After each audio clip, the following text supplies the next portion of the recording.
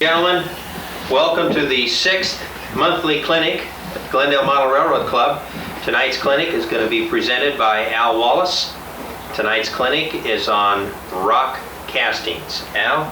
Thank you. First of all, I'd like to tell you about the base that I use for castings. I have made this mock-up to demonstrate it. I use coat hanger wire in order to form the hills and the valleys. I use ordinary screen wire for areas in between the coat hanger wire. The screen wire is stapled to the wooden base. As you can see in this area right here, it is easy to form canyons and ridges from the screen wire. And that holds its shape very well when we put the wet plaster toweling on it, and it forms a rather natural contour. Over here I have already applied towels dipped in wet plaster to the screen wire. It is formed up fairly solid. In this area right here, I have already put one casting on, which I will color later on in the demonstration to show you how it looks when it has some color on it. In the natural white condition, it's rather difficult to see the detail. It will jump out at you after it has been colored. There are other ways of forming your base material for the rock castings.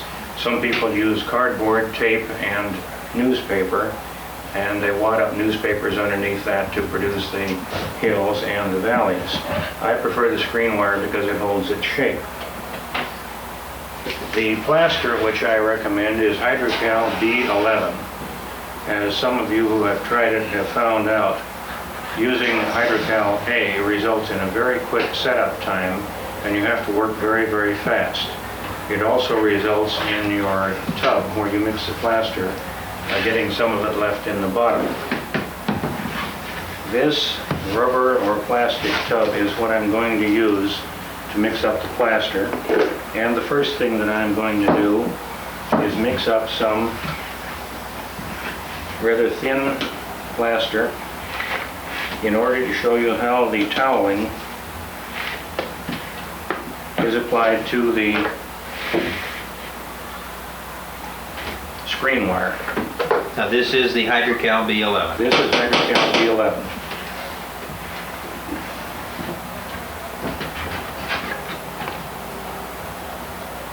I mix it in this fashion from experience without measuring, because I was getting plastered out there on the layout for 5 years, and the experience stands in good stead instead of using a measuring cup.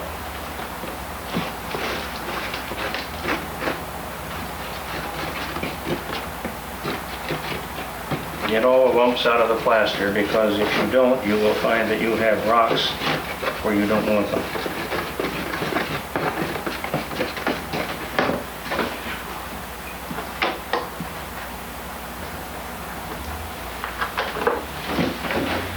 It's a lot easier to add water or add more plaster in order to thicken up the material to proper consistency.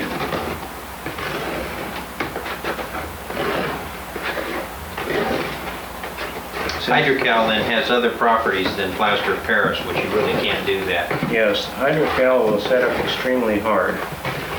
Plaster of Paris you can dent with your thumbnail. If you tried to put your fist through this casting, you probably would break it, both fist and casting.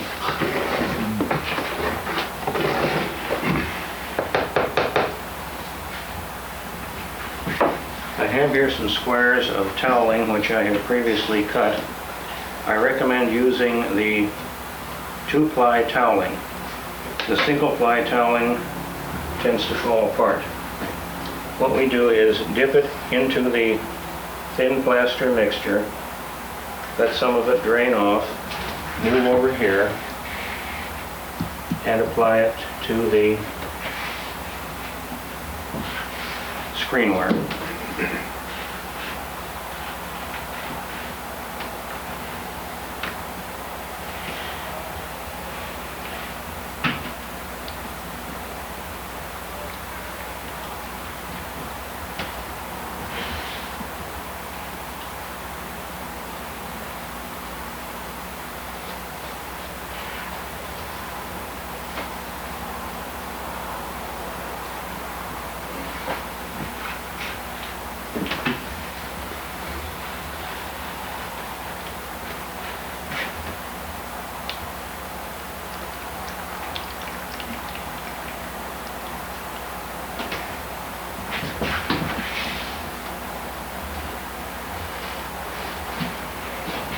About how much time do you have to work with this in this fashion now?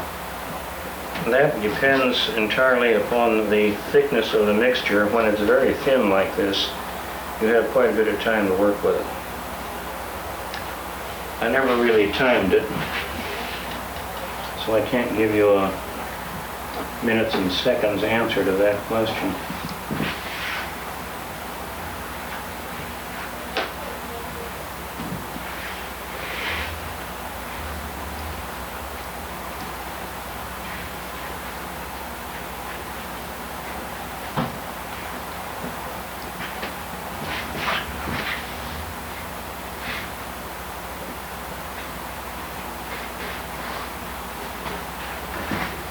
I don't think I have enough to finish up that particular area, but you can see how it fits down into the various grooves that are prepared by the screen wire. Now the next thing that I will do is show you how to apply a rock casting to the previously prepared toweling that has already dried. The first thing you do is get a squeeze bottle that works and thoroughly wet both the edge of the previous casting and the area that you're going to put the new casting on. A straight water, no additives? Straight water. You can add a little bit of detergent to it, but it doesn't help all that much. The point of wetting down the previously installed plaster is to keep the dry plaster area from soaking up all the moisture in the rock casting. Otherwise, you will not get a good bond between the two of them, and you will not at all be happy when the thing falls off on the floor, especially if it hits your toe. Now, as you can see, I'm using a considerably greater quantity of plaster than I did previously, because this is going to have to fill up this particular rock casting. This mold right here is the one that I used to create this particular casting. This is an example of a different kind of rock strata, and I just thought I'd put it out there so you could see what all is available. The one thing you do not want to do is get too much water in the plaster to start with, because if you do, you will probably have to add more plaster to it, and you wind up with a lot more mixture than you really wanted. That way you have to hurry up and find another mold and another place to put it, or throw it out.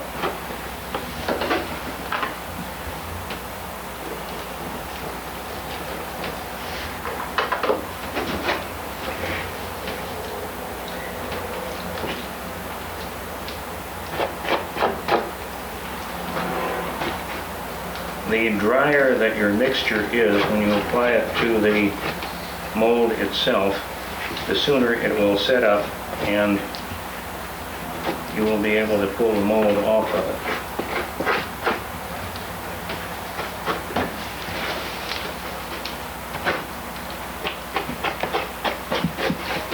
Try and get all the lumps out of your plaster. It does a better job of filling the mold when you do it.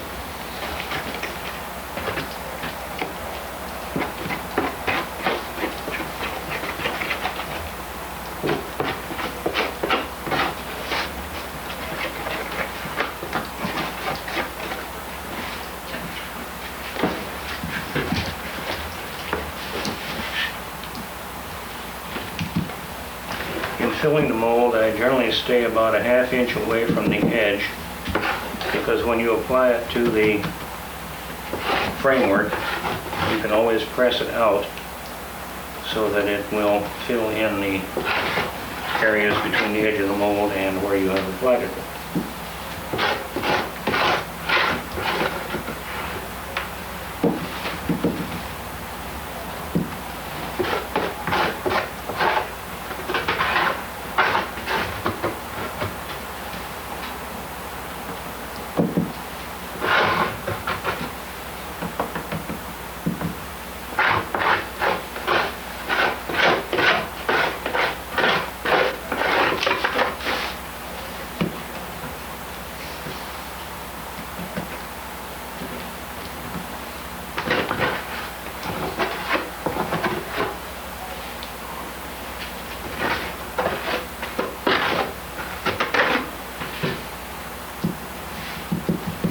probably could have used a little bit more plaster, but that will do for demonstration purposes.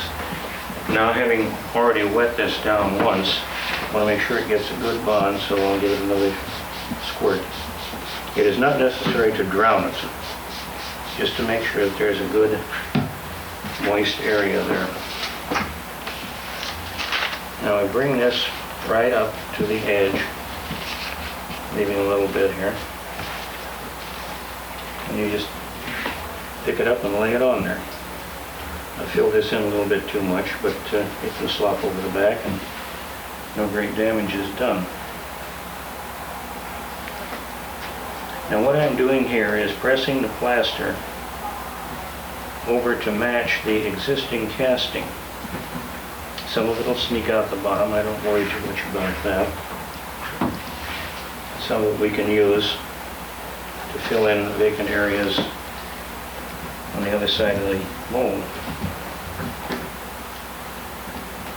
Be sure that everything is pressed down very tightly right at the edge of the casting, otherwise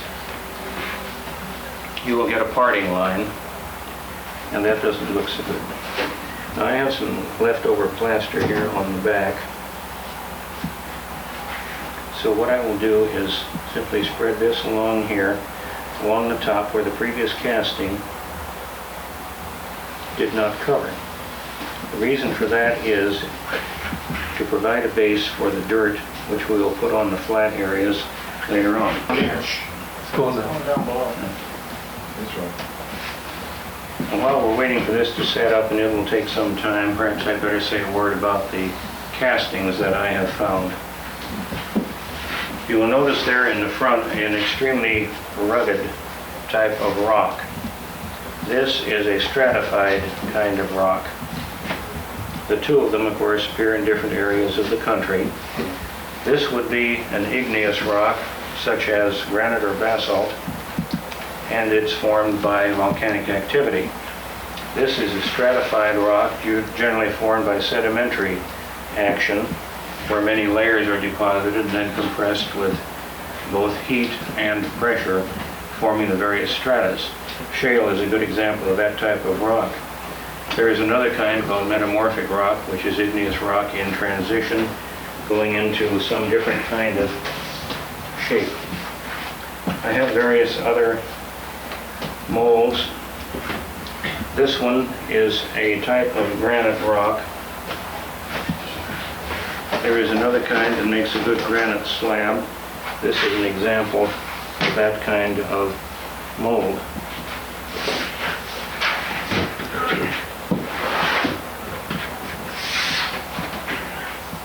Now, your molds, as I understand it, you have made most of your own molds, Al? Yeah. The process? Could you wash that out, please? Otherwise, the plaster will set up in there, and it's the devil's own job to get it out. Now, while we were waiting for the casting to set up, I thought it appropriate to demonstrate how I do some of the coloring. I recommend acrylic washes. This is ivory black, an artist's call it. And I apply a very small amount, because we don't have much of an area to cover, to the paintbrush.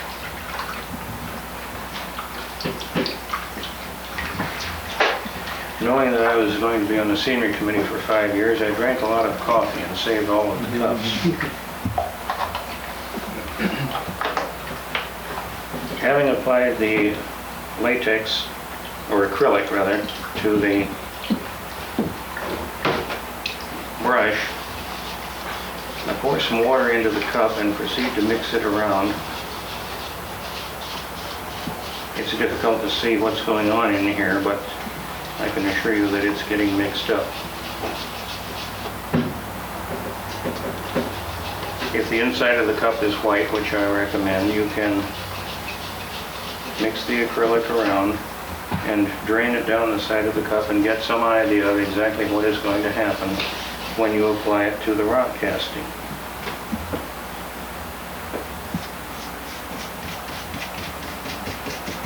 I prefer using a brush for coloring rock castings because the Hydrocal B11 accepts color at different strengths depending on how the casting has been made. If it has a lot of smooth areas, you will find that it does not accept the color very readily. I'm doing this upside down, so I can't tell if there are any white areas being left in the casting. This color is at a very faint gray, and we will follow that with different shades of brown.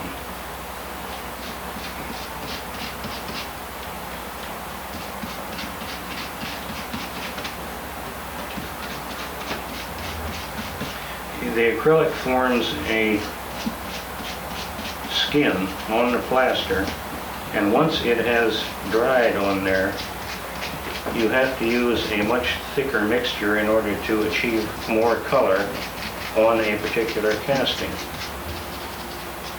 because the skin that the acrylic forms is impenetrable and the color does not soak in anymore. When we use it in a wash such as this, it will not form as thick a skin, and if you're fortunate, you can get some more colors washing into the various grooves in the rock.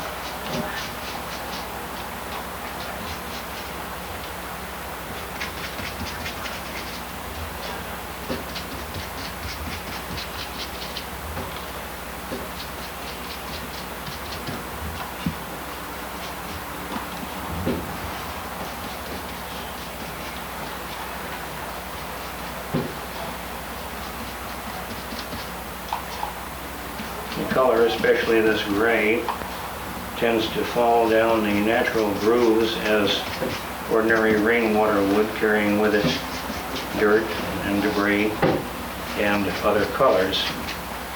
Now there are probably several white spots in this that I have not been able to see, but you can get the idea there how the formerly white plaster, in contrast to this plain area, fills up with the different colors.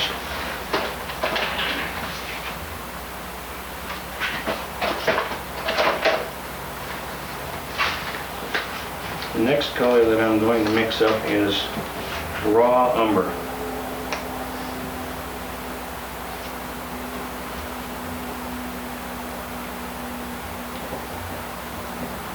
We use a lump of it on the brush like that.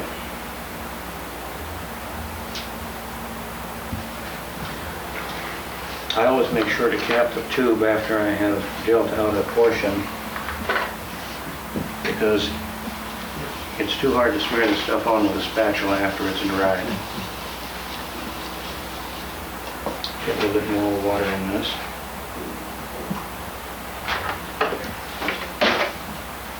Again, is there a working time you've got to work this stain in, or No. is this pretty liberal in time? Once the casting has dried, you can vat color it any time you want.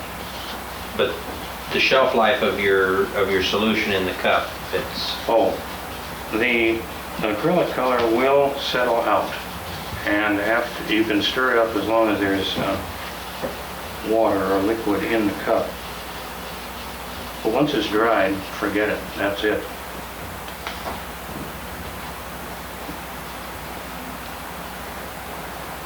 Now you can see on here that there are some light areas here and here and over here. Those light areas are caused by the fact that the Hydrocal is set up more densely there and slightly smoother than the other more rocky areas.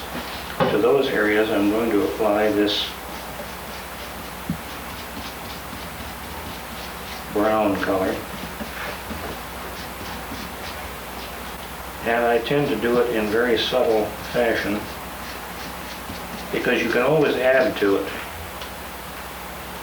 But it makes an awful lot of dust if you try and wear down the Hydrocal to white again.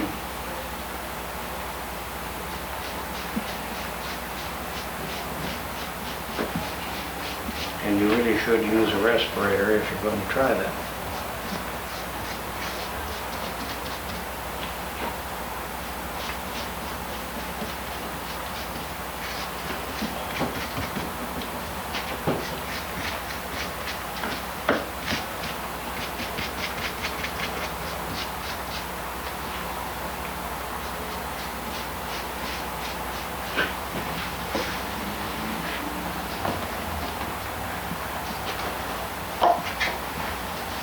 cup does wonders.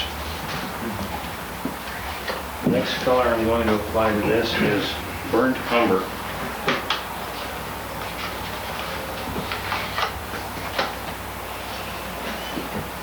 That is a redder color than the raw umber, and so provides a contrast which is inherent in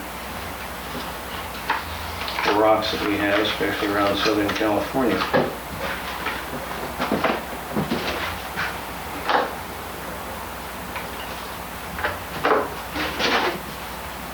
Where you have applied a large number of castings to an area, you will want to mix up about a half a cup of the color at a time so that you can do large areas. I'm mixing up a very small amount because I have only a small area to demonstrate on. Now you can see the contrast now between that which is just purely gray and that which has had the raw umber applied to it. This is the burnt umber. You can see that it has a very faint reddish cast to it, and we will apply that to the area right here.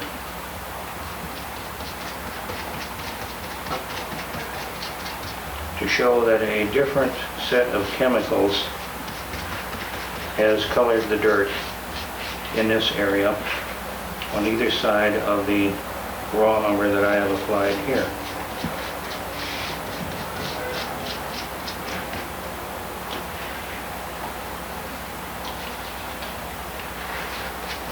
It is possible to use red oxide to produce a very reddish color, such as you would find in Colorado mountains if you happen to be modeling the navigation there.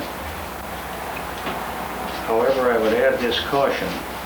Use an extremely small amount of the red oxide because it is one of the most intense colors that you will ever find.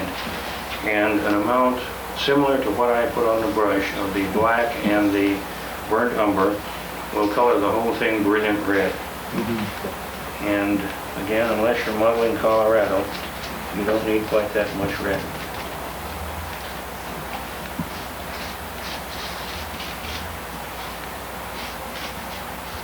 Hey, you obviously studied some geology when you were talking about the rocks. Did you also go out and photograph various rock areas for color tones?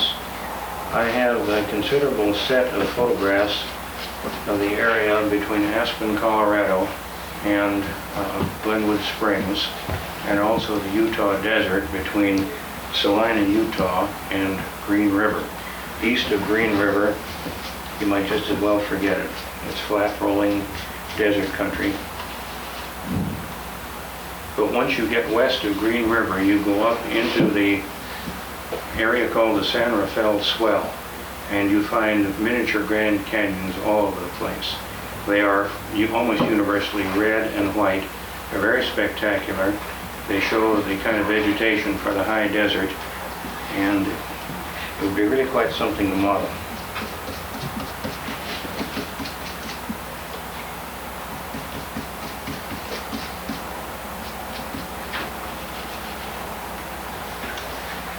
Now you can see that here I have a lighter area of raw umber.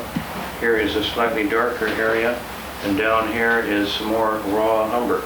The burnt umber shows down here where it is slightly redder. In order to provide a good base for dirt to be applied later, I'm going to color the white toweling so that when the dirt is applied to it, if it ever gets knocked off, it won't show quite so badly. Now right in back here, which is probably not well visible to the camera, I have put in the new plaster that was just smoothed out with my fingers. It will not accept color very well because this color is in water that's fairly well saturated, and you're not going to get very much color sticking to it while it's wet. I'm going down this area here in order to provide an emphasis of the contrast between the black which came on in the wash as gray, and the raw umber here, here, and down in this area.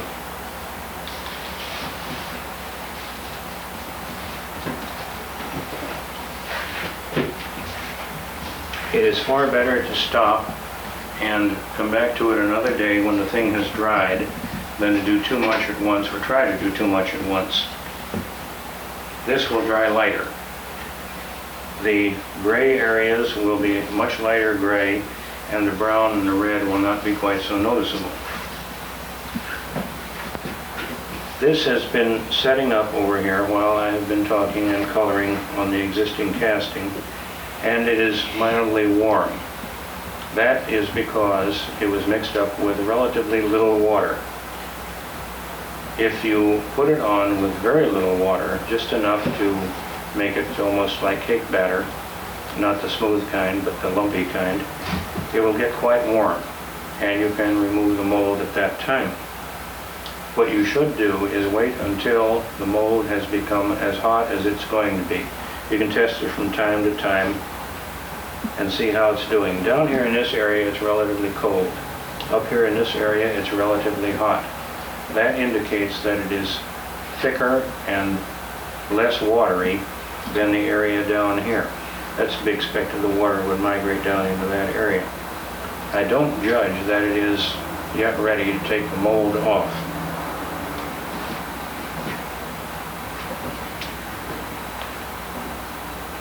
But I'll try it very, very carefully to see what might possibly come off all right. There are some overlaps here that are tearing off the back. Let's see how they come off.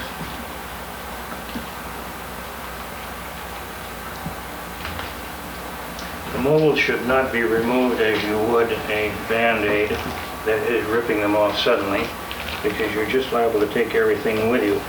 Some of the molds undercut the rocks, and you have to pull those out very carefully. You have to wait until the thing has thoroughly set up, or you're going to tear the detail right off.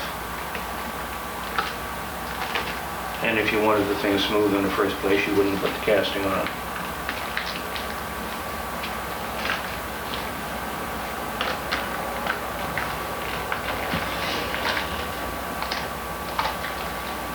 Here's an example of one tearing out. It was deeply undercut, and it just pulled right off.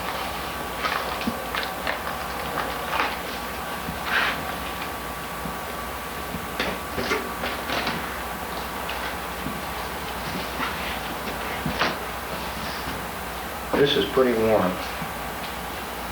Now there are areas in the thing where air bubbles have formed. Here is one. Fortunately, you don't need to worry too much about that. You can just break down a little overhang. Now I don't think that the color is going to take very well, but we'll give it a try.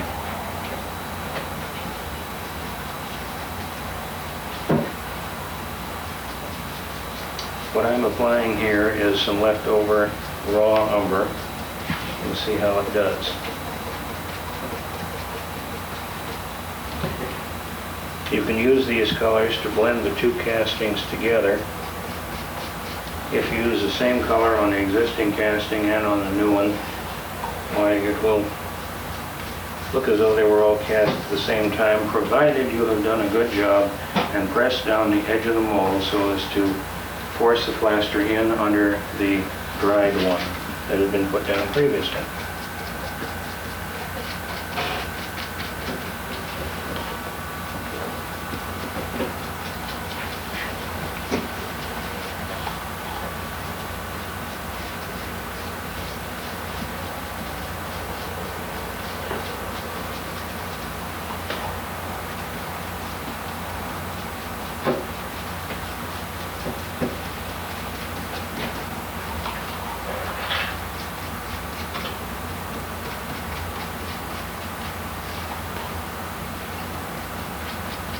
You notice that on this particular one I am not putting down the black first. This is just pure raw umber. Over here, where it is fairly smooth, I'm going to cover that with the red or burnt umber area,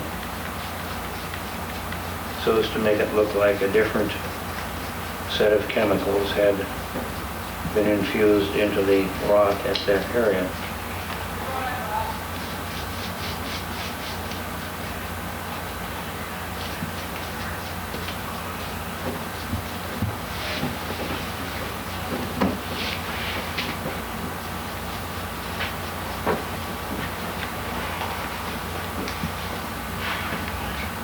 And there we have the screen work, the plaster towel applied to it to form the hills and valleys,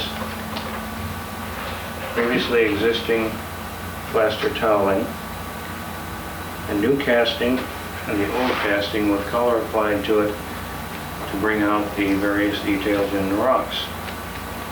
And that's that. Any questions? Thank you for not asking questions. Good evening. Thank you, Al. Once again, we had a very informative clinic put on for us by one of our own members. And for those of you that frequent the Whistle Stop in Pasadena, you will notice that they are finishing up their layout over there. They have a semi-professional model builder doing their rock work, and it is no better than Al's, and in fact, in a lot of cases, I think Al's is superior. So we have some excellent talent here, and thank you, Al. We learned a lot tonight. Thank you.